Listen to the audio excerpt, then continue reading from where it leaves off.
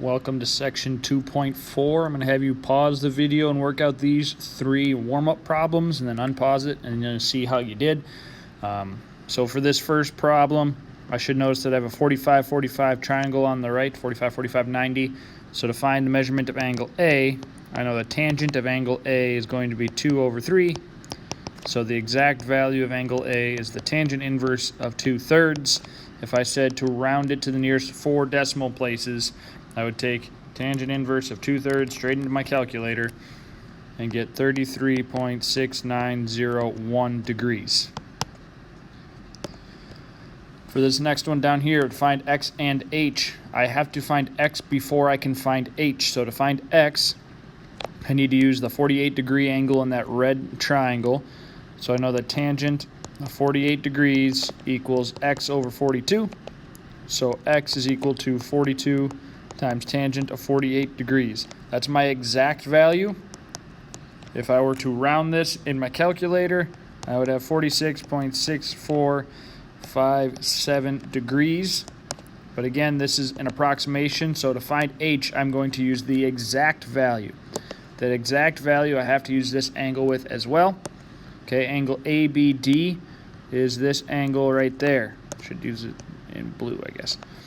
So tangent of ABD, which is 53 degrees, is going to be equal to h over x. So I've got tangent of 53 is equal to h over 42 tangent of 48.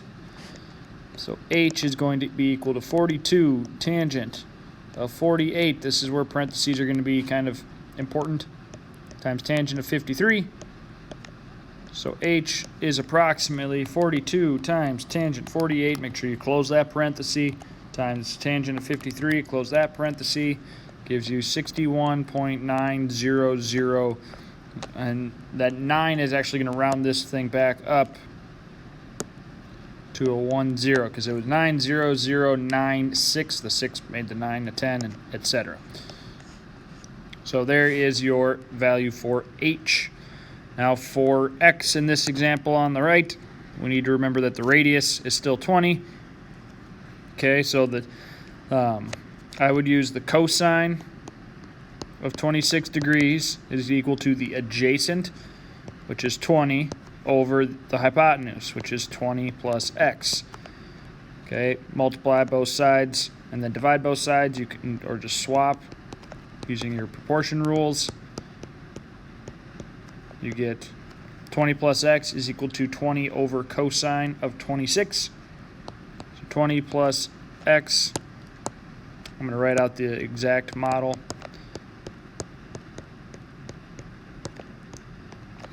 You subtract 20 from both sides, that gives you your x, so that's my exact value. If I want to get my approximate value, I'm just going to take 20 divided by cosine of 26. And then hit minus 20 after I get that, which will be about 2.2520. Okay. If I went to 4 decimal places, since it's technically a linear measurement, I could go to the nearest 10th, 100th, whatever the directions may be. Right now, I'll just go to the nearest 4 decimal places. So today we're going to be talking about solving problems for using right triangles. So flagpole is a classic example where we have a right triangle with the flagpole and the shadow being casted. So if a 75-foot tall flagpole casts a shadow that's 43 feet long to the nearest 10 minutes, what is the angle of the shadow? So that's going to be an important part. Nearest 10 minutes. And what is the angle of elevation of the sun? Some of us struggled with this in geometry. Remember, angle of elevation is always from the ground looking up, or eye level looking up. So I want to find this angle right there. So tangent of theta is equal to 75 over 43. So that means theta is going to be the tangent inverse of 75 over 43.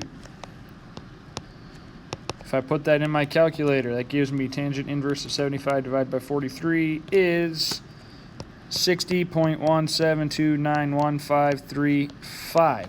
But I need to go to the nearest 10 minutes.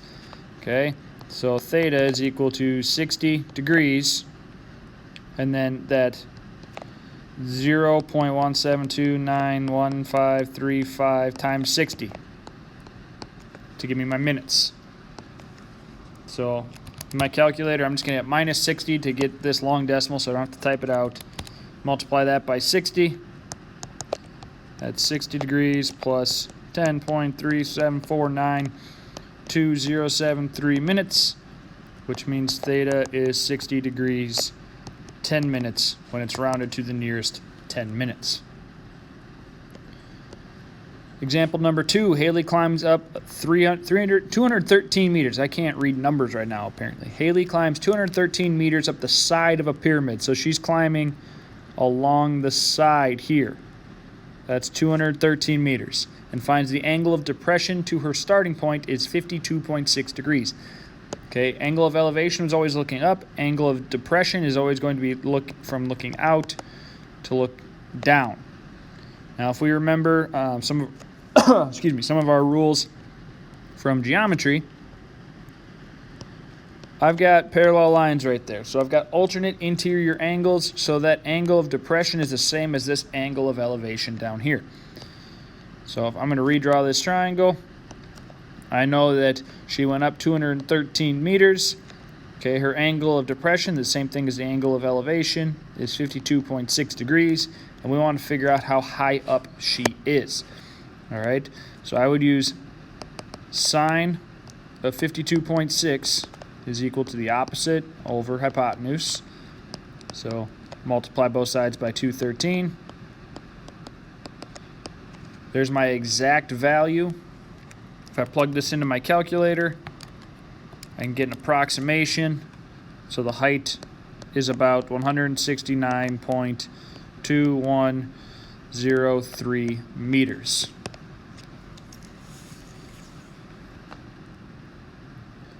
Now, the newest part of this stuff is going to be bearing. Bearing can be a little bit confusing. The more you practice with, the easier it gets, just like everything, I suppose. So problems from navigation and surveying involve bearing where it's you use the cardinal directions north, south, east, and west. They talk about the angle formed by the north-south line and the line L. So the notation is going to be north, a specific number of degrees, and then east or west, or south if it was south. But the key part here is it's always going to be an acute angle, okay? If it is not, that means you have a right angle, which means you'd be going either straight east or straight west, okay? So the angle is always formed with the y-axis and whatever ray is coming out there. So for this one, we're going to draw a quick picture. My pictures are not all that impressive because I don't actually draw boats. So if it's traveling on a bearing of 52 or north 52 degrees 40 minutes east, I know it's going this way. Okay, this is my angle. I'm going to say theta to make my life a little bit easier right now. Okay, we know it went 238 miles. How many miles north and how many miles east did it travel? So I'm going to make this a right triangle by connecting to the y-axis this time. So I know this is 238 miles. I know my x direction is going to be my east and west, so east in this case, and my y value is going to be north and south. Now I could have also drawn this picture just like this and been more consistent. That probably would have been better, but I messed up, I guess. Okay. Now the reason why this is going to be tricky if you do it this way is because the angle we're talking about is this one, which is going to be over here, because you're going to have to use your alternate interior angle theorem again. So in order to do this problem in my calculator, I need to change from 52 degrees 40 minutes. Okay, so 40 minutes is going to be 40 over 60 degrees, so that angle is 52.6 repeating degrees. Okay, 40 over 60, that's 2/3. Now, the important part is that is repeating, so in our calculator, I need to have it repeating. Now, I can't just type 6 a bunch of times, so I need to find out what this is. So what I'm going to do is I'm literally going to take 40 divided by 60. That gives me a number. I'm going to add 52 to it, and that gives me this thing repeating. Okay, so to figure out how many miles north and how many miles east, I need to figure out my x and my y. So it says north, so I'll find y first. All right. So again, this is 238. So to find my y value, I'm going to take cosine of 52.6 repeating. That's going to equal my y over 238.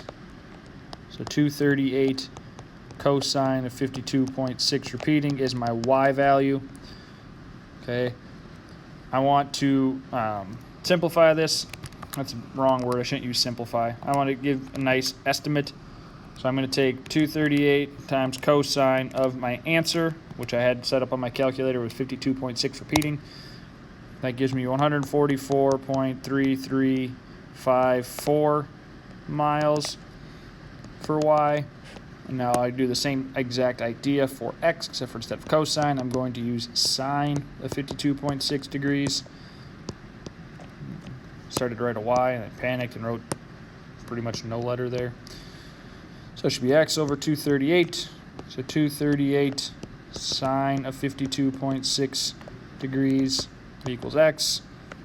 So again, I'm going to do 2/3 in my calculator to get that decimal. Add 52, and I'll take 238 times sine of answer. That gives me 189.2387 miles for x. So the boat traveled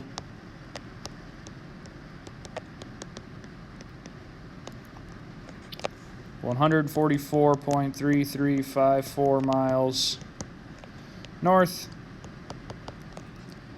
and 189.2387 miles, should have an equal there, miles east. Make sure you've got that sentence so you're actually answering what's being asked. I'll talk more about the decimal length that I need in class.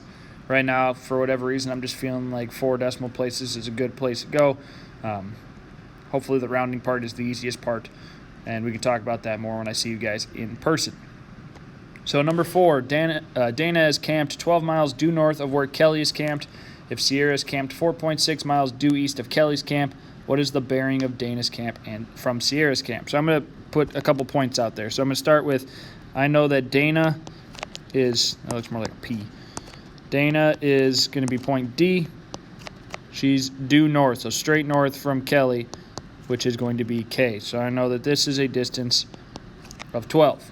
Sierra is 4.6 miles due east of Kelly, so I'll have that be point S. Okay, and then I want to figure out the bearing from Sierra to Dana. So I know this is a right angle. Now the part that's going to throw some people off is my bearing always has to be from the vertical going left or right, right? It's got to go north and then specific number of degrees east or west, or south, specific number of degrees east or west. Stumbling over my words right now. So that means my bearing is going to be this angle that I'm looking for. That's not inside the triangle, so I need to use my alternate interior angles theorem to find that one. So that's the angle that I need. So tangent of theta is 4.6 over 12. So theta is tangent inverse of 4.6 over 12, which is 20.9734. That 4 would round to a 5 degrees. Okay, so if I'm going a specific number of degrees, I need to find my bearing. So my bearing is going to be north 20.9735 degrees west. Again, the decimal part we can talk about more in class of the length of decimal that we want to be looking for. Okay, I think in a previous video, I don't remember if I made that video or not already, they're all kind of running together. I said it would go to nearest tenth for a degree. So in this case, I would end up changing this to north 21 degrees west.